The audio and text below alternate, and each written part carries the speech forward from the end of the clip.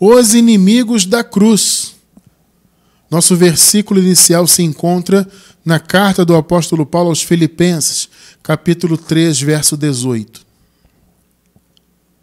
Pois, como já disse repetidas vezes, e agora repito com lágrimas, há muitos que vivem como inimigos da cruz de Cristo. Maravilhosa igreja do Senhor, povo precioso, igreja amada, salvos pela graça, sem ruga, sem mácula, santos e irrepreensíveis diante de Deus. Hoje, amados, queremos falar desse assunto muito importante, dos inimigos da cruz. O interessante de nós compreendermos essa visão, né, esse tema, desenvolvermos ele, é compreendermos que, na verdade, os inimigos da cruz estão mais próximos de nós do que nós podemos imaginar.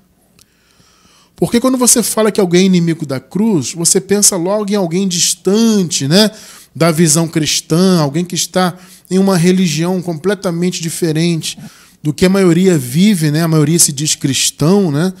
E você pensa assim, poxa, os inimigos da cruz estão distantes dessa realidade do cristianismo. Só que, na verdade, é bem o contrário. Tá? Só que antes de desenvolvermos esse raciocínio, eu quero dizer o seguinte. Quando Paulo fala da cruz, inimigos da cruz, claro, ele não está falando do objeto, do madeiro em si. Ele está falando da obra que foi feita ali.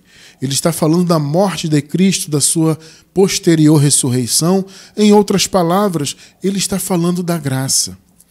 Então, em suma, é o seguinte: ser inimigo da cruz é ser inimigo da graça de Deus. Por que eu disse que os inimigos estão mais perto do que nós pensamos? Porque, veja, na maioria dos casos, aqueles que dizem defender a cruz são inimigos dela. Esse é o grande ponto de hoje. É preciso ficarmos atentos a isso, para entendermos e reconhecermos os verdadeiros inimigos da graça. Porque, meus amados irmãos, vejam bem, a religião em si, mesmo tendo o rótulo de cristã, toda religião também é que se rotula como cristã, ela é, por definição, inimiga da cruz. Por quê? Porque religião, nós sabemos muito bem a definição, é a tentativa de os homens chegarem a Deus de alguma forma ou conhecerem a Deus de alguma forma. Então, seria a tentativa do homem buscar Deus. O evangelho é o caminho oposto. A cruz, a graça, é o contrário. Foi Deus quem buscou os homens. Entende? A iniciativa foi de Deus, porque ninguém nunca teve a capacidade de crer em Deus. A palavra diz, né, não há quem entenda, não há quem busque a Deus. Então não tem essa história que alguns pregam que as pessoas aceitaram Jesus porque elas quiseram, elas usaram o livre-arbítrio delas. Veja, isso não faz sentido. Biblicamente nunca houve quem buscasse a Deus. Então essa coisa da religião, de um homem tentar buscar Deus, é uma coisa completamente contrária ao Evangelho. Repito, Evangelho é Deus buscando o homem, e ele fez isso. Ele já buscou os seus, ele já os salvou, ele já fez toda a sua obra. A graça está consumada e completa. Só que veja, a visão religiosa é contrária disso. Porque nós sabemos, pela revelação do Evangelho, que tudo já foi consumado. As bênçãos já foram liberadas, as promessas cumpridas em Cristo Jesus. Cristo, como Paulo disse, né, foi o sim das promessas de Deus, e por ele nós dizemos amém. Não foi o que Paulo disse? Então, se Jesus foi o sim, então o sim já foi dado, porque Jesus já veio, morreu e ressuscitou, e ele entregou todas essas bênçãos espirituais pela graça. E Paulo fala, nós já fomos abençoados com todas as bênçãos espirituais.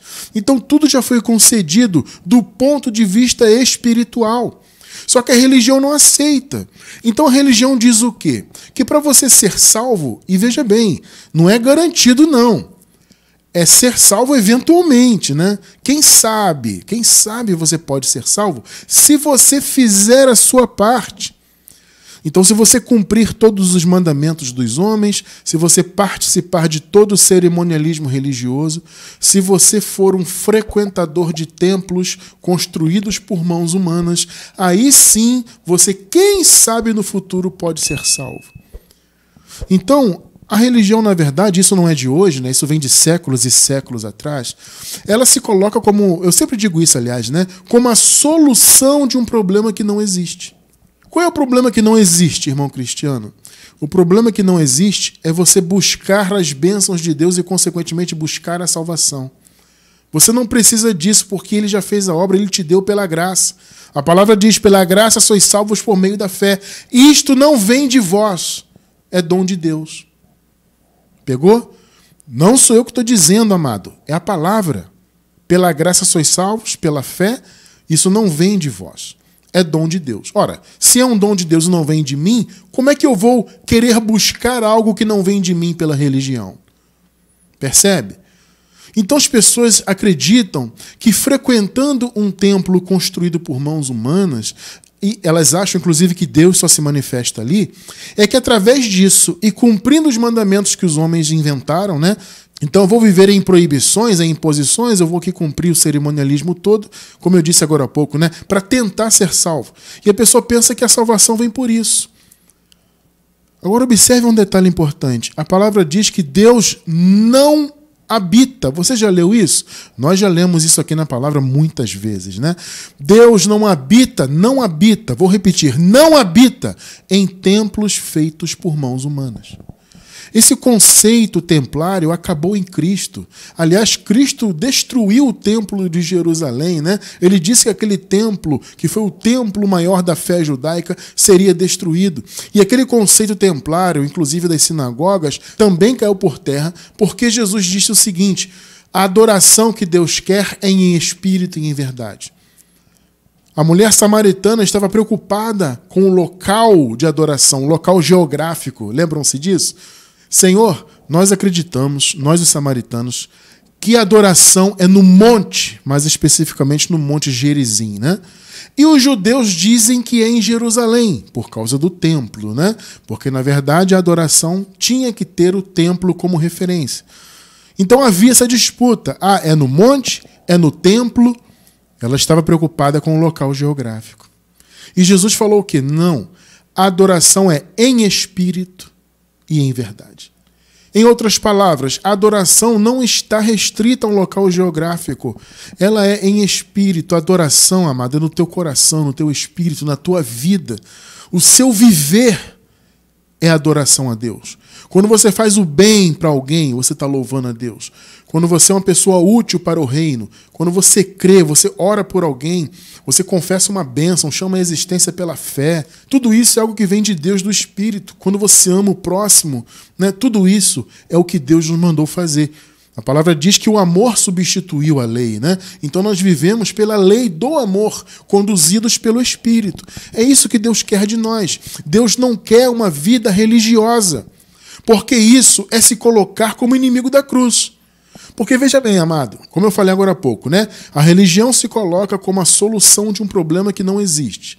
Porque você não precisa buscar bênçãos espirituais, buscar salvação, lutar para ser salvo. Não existe respaldo bíblico para isto. Mas as pessoas são levadas a crerem nisto, né? Porque a religião se coloca como a solução. Olha, vocês precisam buscar salvação. Onde vocês vão encontrar? Aqui na nossa denominação. Perceberam? Isto é se colocar como a solução de um problema que não existe. Nós somos a solução. Aqui vocês encontram a salvação. Não, a salvação foi em Cristo. Perceberam? Deus não habita em templos feitos por mãos humanas. Deus não tem relação com isso. As pessoas creem nisto. Eu vou ali naquele templo buscar a Deus. Não, amado, Deus habita em você. O que a palavra disse? O próprio Jesus disse, aliás, onde estiverem 2 ou 3 reunidos em meu nome, eu estou com eles. Onde estiverem. Por que Jesus falou isso? Porque a adoração é em espírito e em verdade. Perceberam? Ela não está ligada a um espaço geográfico qualquer, ou uma placa denominacional qualquer, ou uma religião qualquer, ainda que ela tenha o rótulo, repito, de cristã. Não basta ter o rótulo, tem que ter vida cristã. Então, amados, em resumo, ser inimigo da cruz é estar no meio da religião. Perceba isso. Porque religião é contra a graça. Eles não aceitam a graça porque a graça diz o seguinte: o Senhor é que fez toda a obra e Ele deu pela graça. Ele deu gratuitamente. Gente, quantas vezes nós já lemos e estudamos isto aqui? Paulo fala, né? As coisas que Deus nos deu gratuitamente. Em Cristo, como eu acabei de falar, né? Em Cristo temos o sim de todas as promessas. Então, meus amados, nós já temos o sim de Deus, todas as bênçãos espirituais, como o apóstolo falou, né? O Senhor nos abençoou com todas as bênçãos espirituais. Então, veja, já temos tudo isso. Só que a religião diz o quê? Não, você tem que buscar. Jesus fez a parte dele, você tem que fazer a sua. Veja, isso é um sofisma religioso. Isto é ser inimigo da cruz. Porque você está dizendo que o que Jesus fez na cruz, na sua ressurreição e na vinda do seu reino, não foi suficiente. Porque, veja bem, se vocês pararem para pensar, é exatamente isso que a religião, de maneira geral, fala, só que eles falam de outra forma, né? Eles não falam assim tão abertamente. Mas quando você para pensar no raciocínio fundamental, é isso. Jesus fez a parte dele e você faz a sua. Mas, gente, onde que o homem tem mérito? Como é que alguém pode acreditar, e eu já acreditei nisso, né? Como alguém pode acreditar que você tem capacidade de fazer a sua parte para alcançar algo de Deus, e especialmente a vida eterna? Não, amados. O homem não tem capacidade em si mesmo alguma. Toda a nossa capacidade, o que o apóstolo Paulo disse? Toda a nossa suficiência e capacidade vem de Deus. Então a obra é dele, a glória é toda dele. Pela graça sois salvos, pela fé, não vem de vós, é dom de Deus. E é pela fé de Jesus em nós. Não é a nossa fé que nós decidimos ter, é a fé dele em nós. Percebe que tudo foi feito por ele? Isto se chama graça, gratuidade. Entende? Então você que hoje faz a obra de Deus, a verdadeira obra, né? Que é, como eu falei, vou repetir, é amar o próximo, fazer o bem, etc. Quando você faz isto, que é o chamado dos filhos de Deus, você está fazendo como consequência de quem você é, como consequência das bênçãos que Deus já te deu, a sua posição de filho, de filha de Deus. Percebe? Então, quando você está em graça e vive essa palavra, você está sendo amigo, amiga da cruz.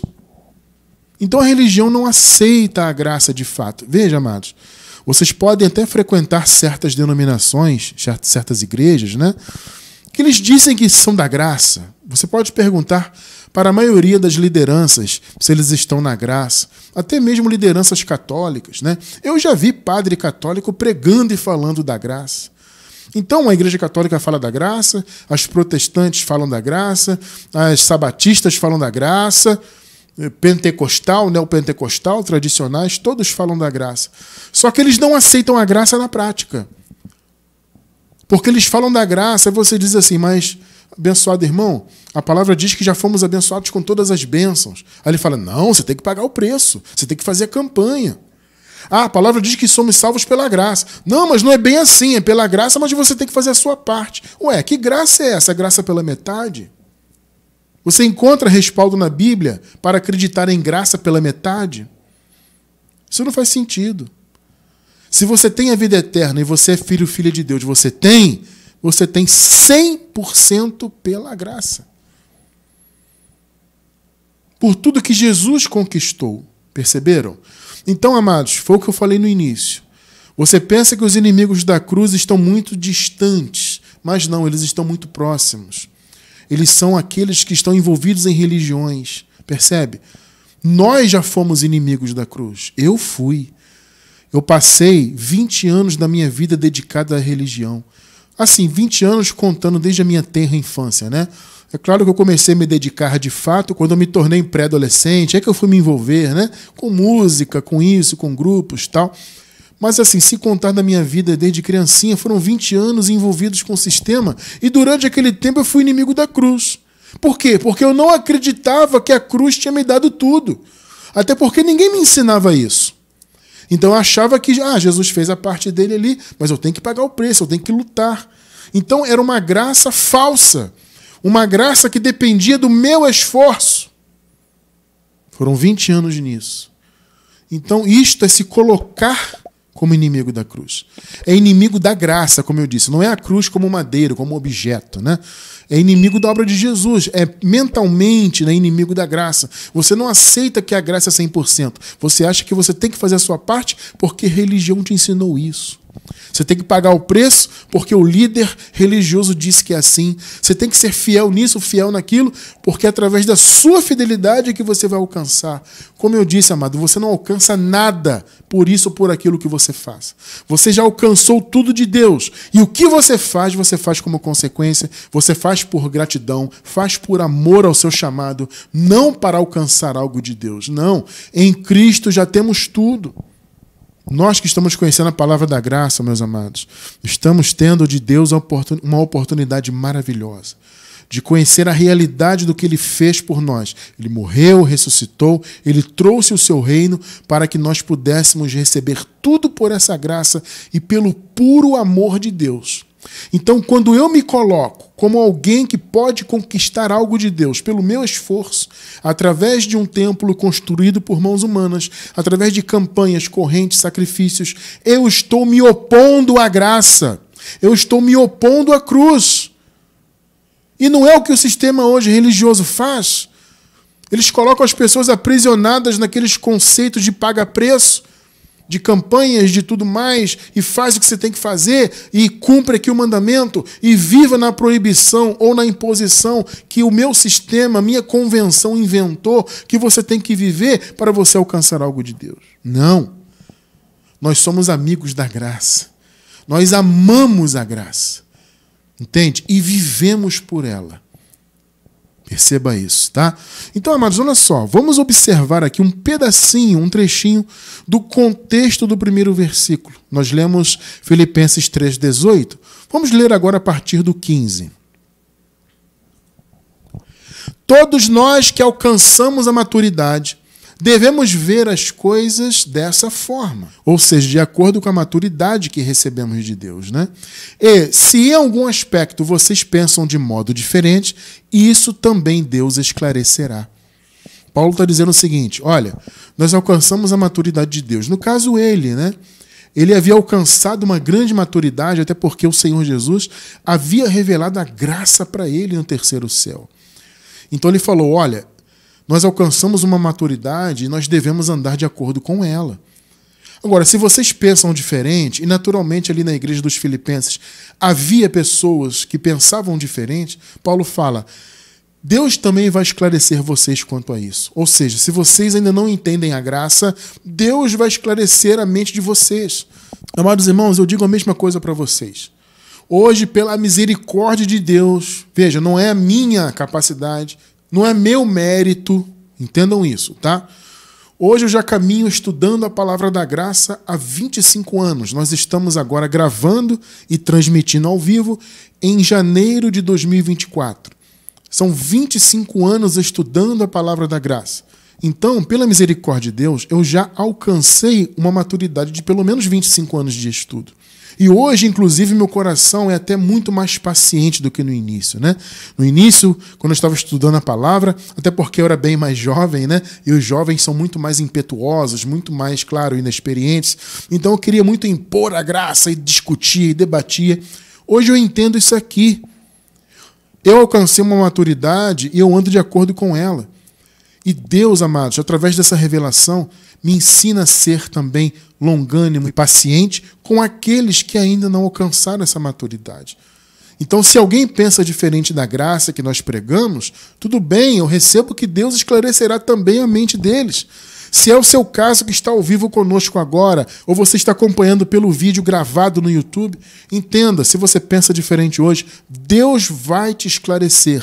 Continue caminhando em graça, que Deus vai abrir o seu entendimento. 16 e 17. Seja como for, vivamos de acordo com o que já alcançamos. Irmãos, sigam unidos o meu exemplo e observem os que vivem de acordo com o padrão que apresentamos a vocês. Quando o apóstolo Paulo fala de padrão, ele está falando de doutrina. Percebam isso, tá? É aquela história que ele falou também para os coríntios. Sejam meus imitadores, tá? Então, andar de acordo com um padrão é imitar. E imitar é o quê, irmão cristiano? É imitar a doutrina, é seguir a doutrina. Eu pergunto para vocês, e quem já está caminhando em graça sabe muito bem disso. Qual era a doutrina que o apóstolo Paulo defendia? Ele disse: o Senhor me separou para defender o evangelho da graça de Deus. Então Paulo foi o pioneiro ministrador da graça. E ele fala: andem de acordo com este padrão que vocês receberam, o padrão da graça. Por quê? Porque naturalmente havia muitos religiosos que queriam impor aos filipenses, e não só aos filipenses. Nós vemos relatos nos Gálatas, na verdade todas as igrejas ali, né? Elas recebiam mensagens do sistema religioso despregando ou desmerecendo o que a graça tinha revelado para eles, né? Então eles recebiam muitas mensagens e até muitos religiosos presencialmente ministrando outras palavras. Imagina essa situação, né? O apóstolo Paulo ia lá, pregava a graça, ou então alguém enviado por ele pregava sobre o evangelho, sobre tudo que Jesus fez, ou seja, sobre a cruz, né? A palavra da cruz. E aí as pessoas recebiam, as igrejas cresciam em graça, daqui a pouco vinham os religiosos, em especial aqueles que eram judaizantes, né? Eles queriam que as pessoas seguissem a lei, mesmo acreditando em Cristo. Observem isso. Esses eram os inimigos da cruz, aliás. Os religiosos. Percebam isso, gente. É a figura do que ocorre hoje. Hoje em dia, os religiosos perseguem quem prega a graça. Por quê? Porque eles não aceitam a graça. A religião é contrária, é inimiga da graça. Assim como a mensagem da graça era perseguida aqui, nesse contexto que Paulo está falando. Então ele fala: Filipenses, olha, sigam o padrão que vocês aprenderam. Ou seja, sigam o evangelho da graça que eu ensinei para vocês. Porque fora da graça é só mistura. São misturas de conceitos, né? Como se faz hoje. Dizem que pregam Jesus, que pregam a graça, mas misturam elementos religiosos no meio do evangelho. Gente, o que acontecia aqui com os filipenses, com os gálatas, com os romanos, etc., é basicamente a mesma coisa que ocorre hoje. São os inimigos da cruz, inimigos da graça de Deus no meio da igreja. Então o chamado da igreja aqui dos filipenses era seguir o padrão da graça de Deus, do evangelho da graça. Não dar ouvidos aos religiosos. E tanto que no início Paulo fala, né, vocês têm que ter cuidado com esses cães. Paulo usa esse termo, inclusive, um termo pesado. Vocês têm que ter cuidado com esses aí da circuncisão, porque a circuncisão verdadeira somos nós, que servimos a Deus em espírito. Isso está no contexto, no início do capítulo 3. Então Paulo está alertando aos filipenses porque havia muitos desses religiosos invadindo as igrejas com aquelas doutrinas, misturando Jesus com a lei, ou seja, misturando Jesus com religião, com cerimonialismo e por aí vai. Então, logo no início aqui do capítulo 3, o Paulo vem trazendo esse alerta: cuidado com esse pessoal da circuncisão. Ou seja, eram os judaizantes, os religiosos, né? Cuidado com esse povo, porque eles querem que vocês vivam em obras da lei, querem que vocês sejam religiosos, eles não querem que vocês sigam a Cristo com simplicidade. 18. Pois, como já disse repetidas vezes e agora repito com lágrimas, há muitos que vivem como inimigos da cruz de Cristo. Repito, são inimigos da graça. Eram pessoas aqui que queriam que as igrejas vivessem religiosamente, seguindo a lei de Moisés, os mandamentos de homens, né? As tradições dos fariseus, etc. Eles queriam que as pessoas, mesmo crendo em Jesus, fossem religiosas. Agora observa o 19. O destino deles é a perdição. Nós já vamos entrar nisso com mais detalhes, tá? O destino deles é a perdição. O Deus desses religiosos é o estômago, ou seja, seus próprios apetites, né?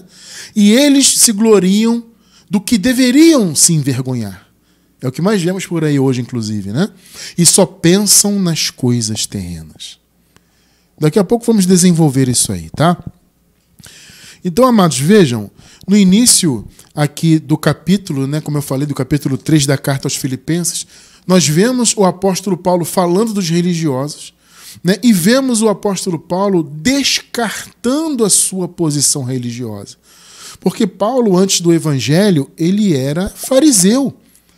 Ele era um grande defensor da lei, das práticas da lei, um conhecedor profundo dos mandamentos da lei. Mas o apóstolo Paulo, gente, chegou a dizer que a religião dele era esterco. Olha só o termo que ele usou. Tudo que eu vivi na religião, e ele fala, né? Eu era judeu, etc., fariseu e tudo mais. Tudo isso para mim hoje é esterco. Eu abri mão de tudo isso para viver Jesus. Percebe? Para ser amigo da cruz. Inclusive o próprio Paulo também, né, foi inimigo da cruz no início. Paulo perseguiu a igreja, então ele foi inimigo da graça, inimigo da cruz. Mas Deus abriu o entendimento dele, revelou a graça para ele e o colocou como apóstolo dessa graça. Olha que coisa maravilhosa, que transformação tremenda, né? Então, abençoados, entendam isso. Viver a graça é você valorizar a cruz. É você dizer não para obras de lei, obras religiosas. Né? Você dizer não para toda a mistura, né? Todo o sincretismo que é feito entre a fé genuína em Jesus e todas as obras da lei que estão impregnadas nas igrejas. Irmão Cristiano, existem obras da lei no meio das igrejas hoje? Gente, é o que mais tem. E vou deixar na descrição do vídeo no YouTube, tá? Você que está assistindo a esse estudo pela gravação, você vai encontrar na descrição do vídeo um estudo a respeito das obras da lei dentro das chamadas igrejas. Você vai entender muito bem isso, porque eu vou repetir o que eu disse no início. Eles dizem que estão na graça. Toda e qualquer denominação, todo líder diz que está na graça. Mas, na verdade, eles negam a graça. Quando eles colocam as pessoas debaixo de obras de lei, quando eles dizem que as pessoas não são salvas, que elas têm que pagar o preço para alcançar isso e aquilo de Deus, eles estão negando o que Jesus fez. Percebam isso, tá? Então, meus amados, por que a palavra da graça é a genuína palavra? Porque ela é a palavra que evidencia a cruz em todos os seus detalhes. Nós não falamos da cruz apenas o que é bom para nós, vamos dizer assim, apenas o que é conveniente, né? Porque as pessoas, no meio geral aí, falam muito da cruz, mas só o que é conveniente. Agora, quando se fala da graça, aí não, é uma graça relativa. É mais ou menos graça. Não, é graça, mas se você não fizer a sua parte, se você não pagar o preço, se você não frequentar, se você não... Enfim, né? Então é uma graça meio não, né? Totalmente fajuta. É graça da boca para fora. Não, amados. A palavra da graça é a mensagem da cruz. Paulo falou isso, né? Ele pregava a graça e ele disse, a minha mensagem é a mensagem da cruz, porque ela evidencia o que a cruz fez. Ela diz o que a cruz fez. Sabe o que a cruz fez? Ela salvou todos os filhos de Deus. Repito, quando eu falo de cruz, claro, eu estou falando de Jesus e da sua obra, né? Tá? É bom sempre frisar isso, né? Então, Jesus e a sua obra perfeita de morte e ressurreição, ele trouxe o seu reino, inclusive, posteriormente. Tudo isso que ele fez para dar, pela graça, todas as bênçãos aos eleitos do Senhor. Então, amados, a palavra da graça é a palavra da cruz. Veja, se uma palavra não coloca a cruz em evidência, ou se ela apenas relativiza o que foi feito na cruz, não é evangelho, não é palavra da graça. Eu não posso relativizar a cruz. Entende? Ah, Jesus morreu na cruz, mas... Esse mas é que é o grande problema. Ah, Jesus morreu na cruz, glória a Deus, mas... Se você não for fiel, se não frequentar, se não sacrificar, se não fizer campanha, se não der o seu tudo... Entende? Isso não é graça. Vejam só, amados, como é que Paulo chama o seu evangelho, a sua palavra, que ele pregava, a palavra da graça. Olha só como ele denomina, como ele rotula essa palavra. Vamos ler 1 Coríntios, capítulo 1, versículos do 18 ao 24. Pois a mensagem da cruz, reparou nesse detalhe? É a mensagem que o apóstolo pregava, a mensagem da graça, a palavra da cruz. É loucura para os que perecem. Existem os que perecem, são os da perdição, né? Como eu falei, já vamos desenvolver um pouco isso aí. Mas para nós que somos salvos, a palavra da cruz é o quê? É o poder de Deus. Pois está escrito: destruirei a sabedoria dos sábios e rejeitarei a inteligência dos inteligentes. Olha que palavra, hein? Aqui Paulo está citando Isaías, né? Versículo 20. Olha o 20. Onde está o sábio? Onde está o mestre da lei? Opa! Por que Paulo fala do mestre da lei? Justamente por aquilo que eu acabei de falar. Aquelas pessoas que defendiam as práticas da lei, ou seja, práticas religiosas, no meio da fé cristã, eram mestres da lei muitas vezes. E eles vinham com aquele raciocínio, com aquela sabedoria religiosa que é mundana. Eu falei no início, religião é mundo. Religião não tem origem em Deus. Então Paulo pergunta, onde está o sábio? O sabichão, né? Aquele que sabe muito. Cadê o mestre da lei? Onde está o filósofo desta era? Muitos davam muita atenção às filosofias humanas, né? Especialmente os gregos, né? Então Paulo pergunta, onde estão todas essas sabedorias? Acaso Deus não tornou louca a sabedoria deste mundo? Vocês devem se lembrar quando nós estudamos a respeito do espírito do mundo. E eu disse, uma das manifestações desse espírito do mundo é o conhecimento religioso. Porque uma vez que o conhecimento religioso não tem origem em Deus, ele vem da carne. Se ele vem da carne, ele é do mundo. Vocês devem se lembrar disso, né? Então perceba que Paulo inclui aqui a religião como algo que é mundano. Tremendo, né? 21. Visto que, na sabedoria de Deus, o mundo não o conheceu por meio da sabedoria humana, claro que não, agradou a Deus salvar aqueles que creem por meio da loucura da pregação. Que coisa linda, né? Eu acredito até que Paulo estava sendo até irônico aqui, né? Porque muitos não aceitavam a palavra do evangelho porque queriam sabedoria, queriam ouvir os mestres da lei, os mestres filósofos. E Paulo fala, tudo isso não revela Deus. Isso é coisa mundana. Então, foi a loucura da pregação que salvou a mente de vocês. Que coisa linda, né? Maravilha. 22 e 23. Os judeus pedem sinais milagrosos e os gregos procuram sabedoria. Nós, porém, olha só, pregamos Cristo crucificado. Vamos parar um pouquinho aqui. Irmão Cristiano, o que é pregar Cristo crucificado? Mais uma vez, é pregar a cruz. Por isso que nós lemos aqui no início desse trecho a mensagem da cruz. Ou seja, é pregar Cristo crucificado. Em outras palavras, é pregar as consequências da crucificação de Jesus e de sua ressurreição. E quais são as consequências? Ou qual é a consequência? É a graça. Ele morreu para cumprir toda a lei, ressuscitou para a justificação do povo de Deus e para dar tudo gratuitamente. Então, pregar Cristo crucificado não é você fazer como na Igreja Católica faz, né? Fazerem uma veneração daquela imagem onde há uma cruz e a figura de um homem pendurado ali representando Jesus, e você andar com isso pendurado no pescoço ou colocar isso na parede da sua casa. Não, gente. Cristo crucificado é o resultado do que ele fez. É a sua obra.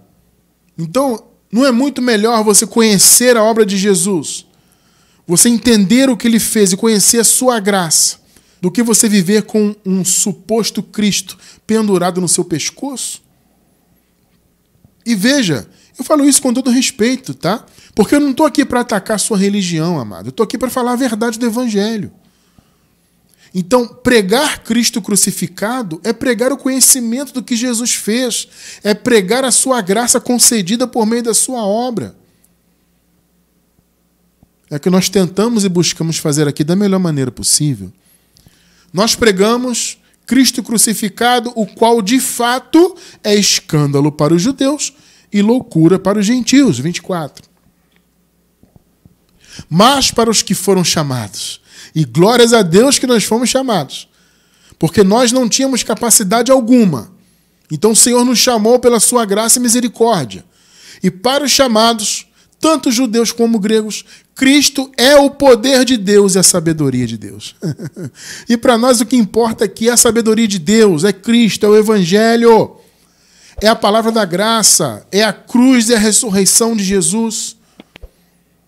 Porque fomos inimigos da cruz, a maioria de nós. Não todos, mas a esmagadora maioria veio de alguma religião. E toda religião é contrária à cruz, mesmo aquelas que dizem pregar Jesus. Aprendam isso.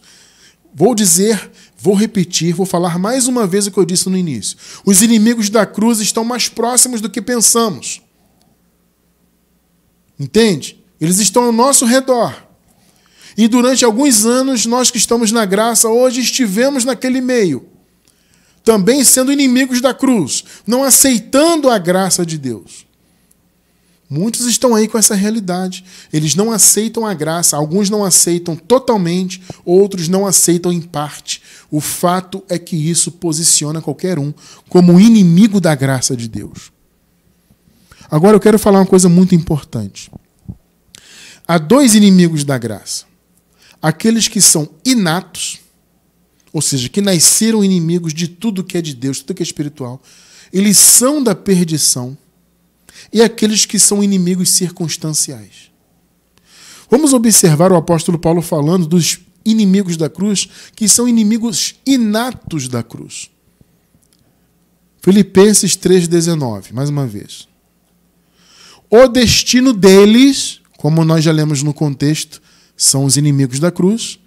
Paulo fala, o destino deles é a perdição. Por quê? Porque eles são filhos da perdição. Perdição no grego é destruição. Ou seja, eles serão destruídos. Pegou? O destino deles é a perdição. O Deus deles é o estômago. Ou seja, os seus apetites, né, suas vontades carnais, né? E eles se gloriam do que deveriam se envergonhar, só pensam nas coisas terrenas. Vamos ver essa primeira característica aqui? O seu destino é a perdição? Romanos 9, 22. E que direis, se Deus, querendo mostrar sua ira e dar a conhecer o seu poder, suportou com muita paciência os vasos da ira preparados para a perdição? Ou seja, existem pessoas que são vasos da ira, preparados para a perdição. São da ira, são perdidos de fato e de verdade. Eles são inimigos da cruz inatos. E veja, abençoados, há muitos que estão aí com o rótulo de crente. Inclusive muitas lideranças. Abençoados, olha, tem gente que é líder religioso aí e nem sequer acredita em Deus. Nem sequer crê em Deus. Ele está ali numa liderança religiosa por conveniência, se é que vocês me entendem. Perceba esse detalhe. Eles são inimigos verdadeiros da cruz, porque eles só pregam o seu interesse. E eles são da perdição. A origem deles é a perdição. Eles não têm absolutamente nada de Deus. São vasos da ira. Vocês acabaram de ler comigo. Preparados para a perdição. Irmão cristiano, eu quero entender isso. O que é ser preparado para a perdição? Eu não estou entendendo muito bem isso. Há pessoas, então, que nascem com esta condição? Sim. Vou deixar na descrição do vídeo dois links de duas playlists nossas no YouTube que falam de eleição e predestinação. Vou deixar dois links. O primeiro é uma trilogia. E o segundo são os nossos estudos completos, todos os nossos estudos, né? Então, se você não entende o assunto, eu te convido a assistir a trilogia. São 3 estudos que dão uma base muito grande para esse raciocínio. E depois, se você quiser se aprofundar, assista aos demais estudos do segundo link. Vale a pena investir o seu tempo, você vai ganhar muito em conhecimento se você estudar. Vale muito a pena, tá? Então, esses são inimigos inatos. Eles são contra a cruz porque eles não têm nada de Deus.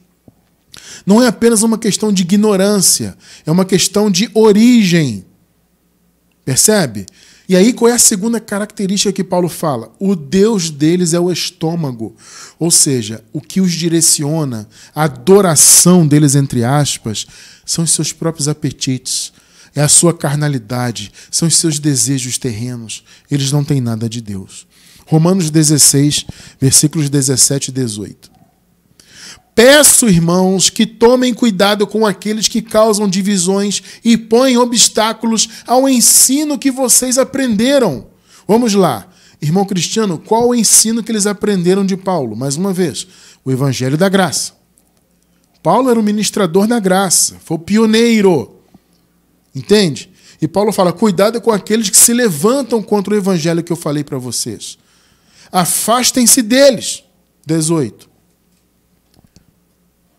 Pois essas pessoas, olha só, não servem a Cristo. É aquilo que eu falei agora há pouco. Há muitos que têm rótulo de cristão, são líderes, são grandes pregadores, são eloquentes, tudo mais, mas eles não servem a Cristo, porque eles são da perdição. Entende? São falsos profetas. Percebam isso. O nosso Senhor, mas aos seus próprios apetites. Ou seja, eles servem ao seu próprio ventre, em outras versões, né? Por meio de palavras suaves e bajulação, eles enganam o coração dos ingênuos. É o que nós mais vemos por aí. Quantas pessoas são enganadas com essa maldição chamada teologia da prosperidade? Essa maldição de faça campanha e seja abençoado. Dê aqui o seu tudo no envelope e você vai ter uma conta bancária recheada. Você vai comprar o seu carro do ano. Você vai ser isso e aquilo. E eu te pergunto, onde o Evangelho promete isso? Não é que seja errado você ter bens materiais. Só que a sua vida com Deus não tem que estar pautada nisso. E a grande maioria no sistema religioso está assim. Eles vão para as chamadas igrejas buscarem a Deus, entre aspas, mas na verdade eles estão buscando agradar o seu próprio ventre, porque eles querem o bem material. Eles vão lá fazer a campanha para alcançarem algo material de Deus. Perceberam isso, abençoados? Quantos estão assim? São inimigos da cruz. Alguns são inatos, como eu falei. Alguns nasceram para isso. E eu viso muito a liderança nisso. Muito. Eu não viso nem muitos irmãos. É claro que há pessoas no meio do rebanho, né, entre aspas, que também são da perdição. Não tem nada de Deus. Agora eu foco muito nas lideranças, nos enganadores. O que mais tem? Como acabamos de ler, né? Por meio de palavras suaves, né? Bajulações, eles enganam os corações dos ingênuos. Eles não servem a Cristo, eles servem ao seu ventre, seus próprios apetites carnais.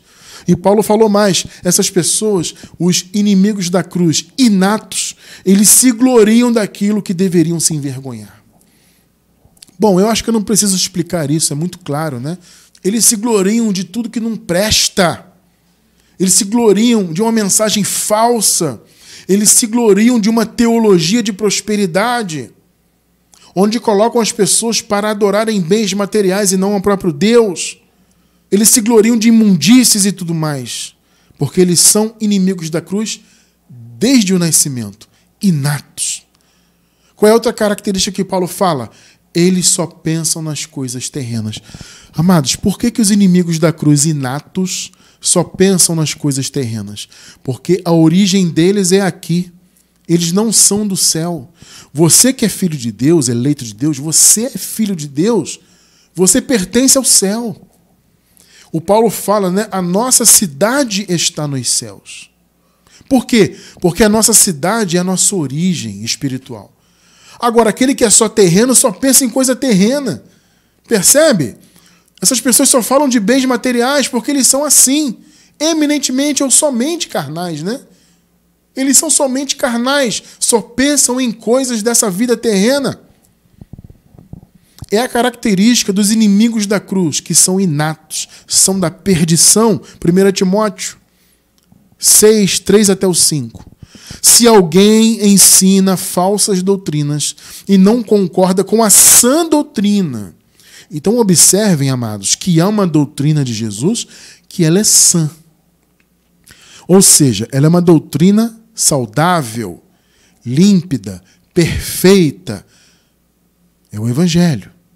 Se alguém ensina qualquer doutrina fora do Evangelho, ou seja, fora da palavra da cruz, e não concorda, com a sã doutrina do Senhor Jesus Cristo, e com o ensino que é segundo a piedade, piedade aqui pode ser traduzida por devoção, a pessoa que é devota a Cristo de verdade. Então, o envolvimento com o Evangelho, com o reino de Deus, a mensagem tem que estar relacionada a isso, com a nossa piedade para com as coisas de Deus. Qualquer coisa fora disso não está em Deus, não é sã doutrina. 4. Quem não prega, em outras palavras, é assim, que Paulo está dizendo. Quem não prega sobre a graça de verdade é orgulhoso e nada entende. Mas, irmão Cristiano, eu conheço um padre. Ele prega muito bem. Ele estudou por 30 anos a teologia católica. Tudo bem, gente, ele pode ter estudado, mas ele nada entende de evangelho. Eu fui um grande estudioso na época que eu era religioso. Eu vivia com a Bíblia e com os livros debaixo do meu braço. Eu fui professor de classe, escola dominical e tudo mais. Eu nada sabia. Porque religião é sabedoria humana. E eu era, assim, orgulhoso e não sabia de nada. Esse é o ponto. Tal pessoa mostra um interesse doentio por controvérsias e discussões inúteis, os debates, que resultam em inveja, desavença, calúnias, suspeitas malignas. Veja o 5. E atritos constantes entre aqueles que têm a mente corrompida e que são privados da verdade. Gente, quantos aí aparentam ter conhecimento de Deus, mas são privados da verdade? Porque não pregam a cruz, não falam do que Jesus fez, não falam da gratuidade da obra de Deus para conosco. Só falam de campanha, de bens materiais, de paga o preço, frequenta o templo, dá o seu tudo, faz e acontece para você tentar ser salvo. São pessoas privadas da verdade. Ah, mas aquele bispo ali fez teologia, ele estudou 20 anos para ser pastor, aquele estudou 25 para ser padre, aquele... Não importa. É soberbo e nada sabe. Você acabou de ler comigo.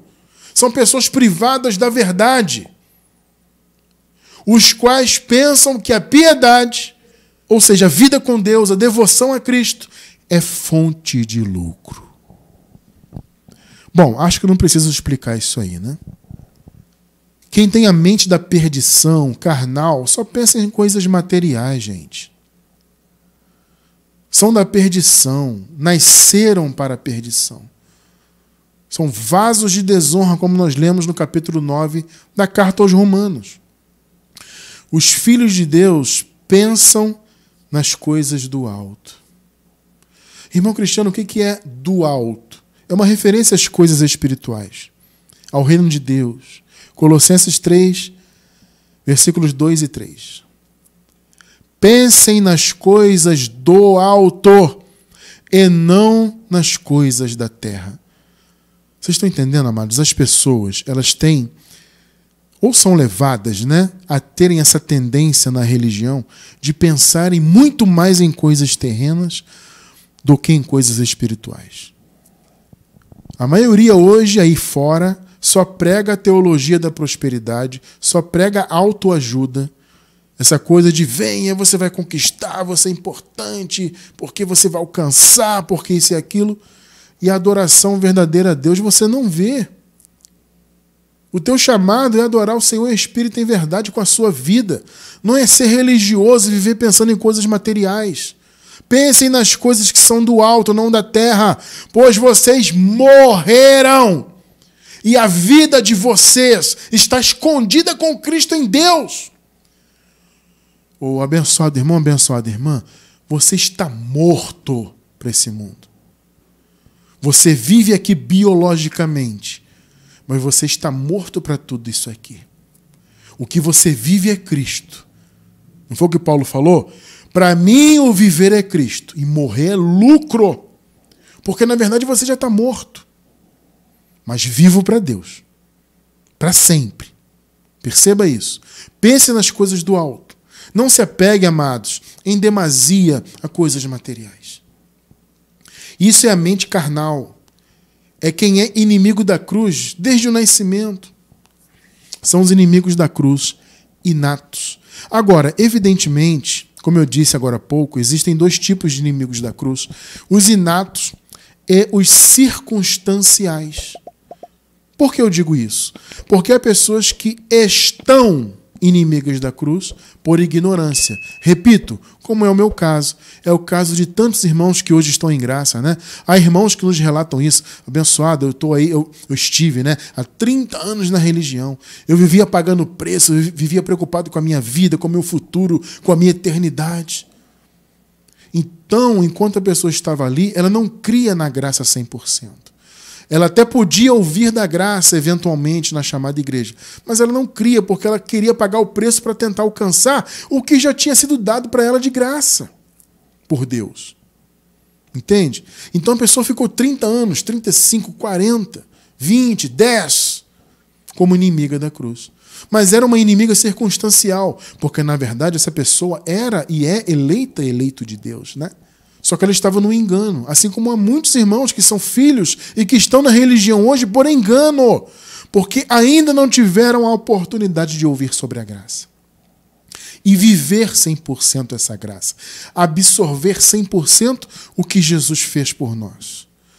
Então, eles estão, por assim dizer, né, estão inimigos da cruz, mas são inimigos circunstanciais.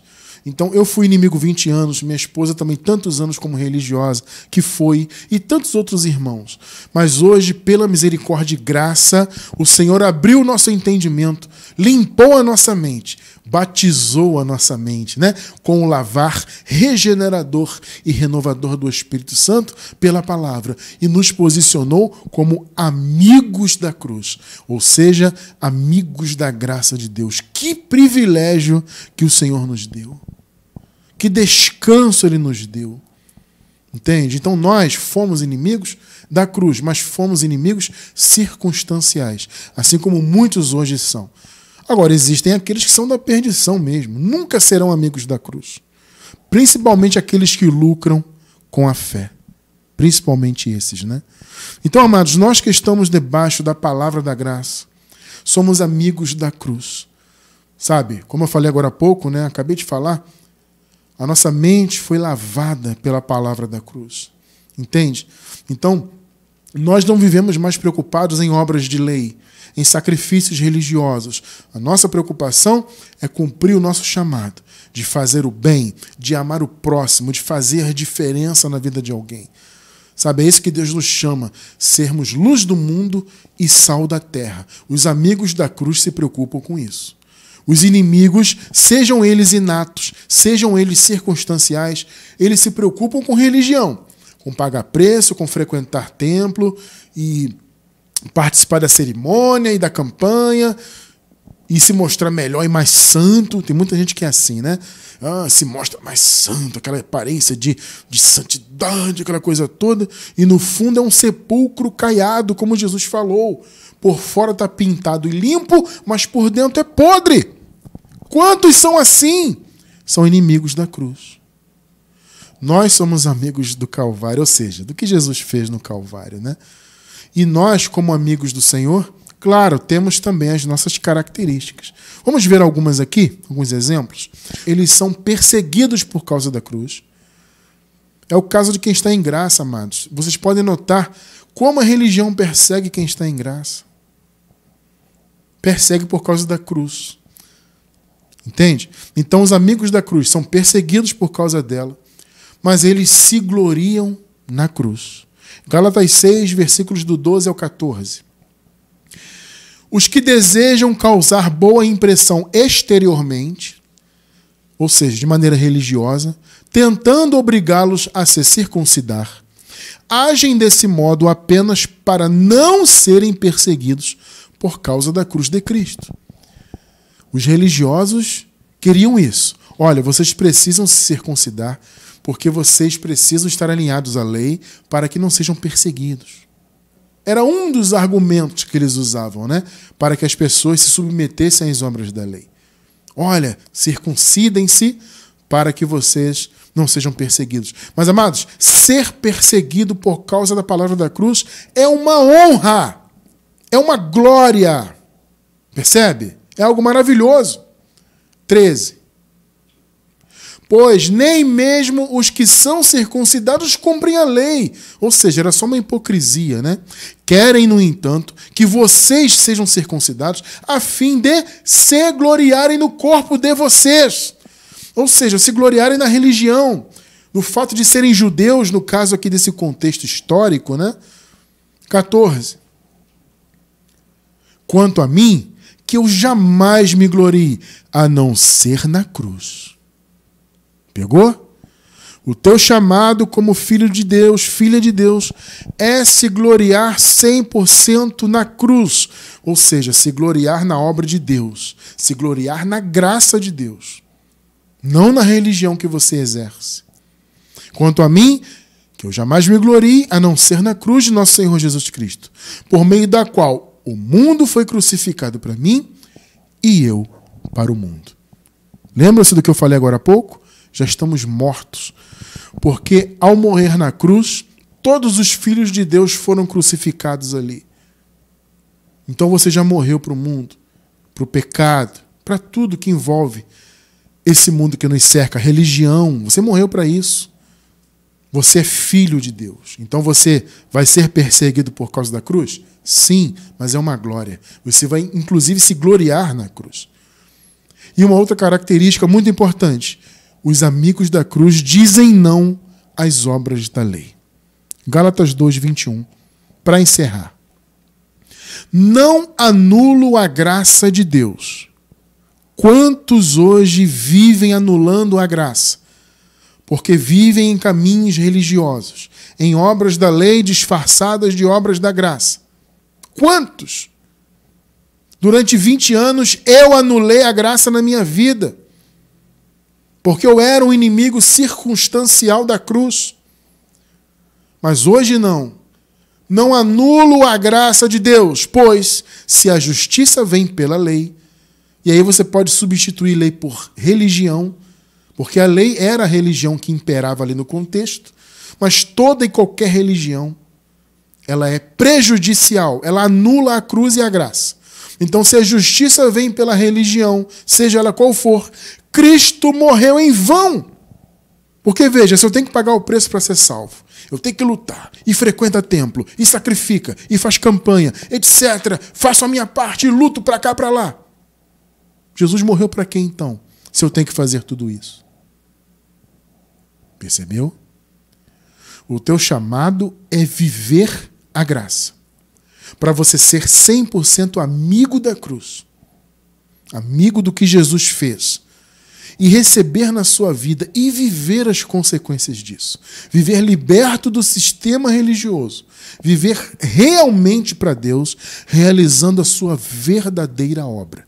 Fazer o bem, amar o próximo, orar pelas pessoas, falar de Jesus, não religiosamente, mas de acordo com o Evangelho, né? Falar de Jesus e de suas conquistas para as pessoas. Enfim, é ser luz do mundo, é ser o sal da terra. Esta é a verdadeira obra de Deus. E nós que estamos, então, sendo guiados, e para sempre seremos guiados pela verdadeira palavra da graça, nós somos amigos dessa revelação e louvamos a Deus por ela. Graças a Deus pela revelação do verdadeiro Evangelho. Amém.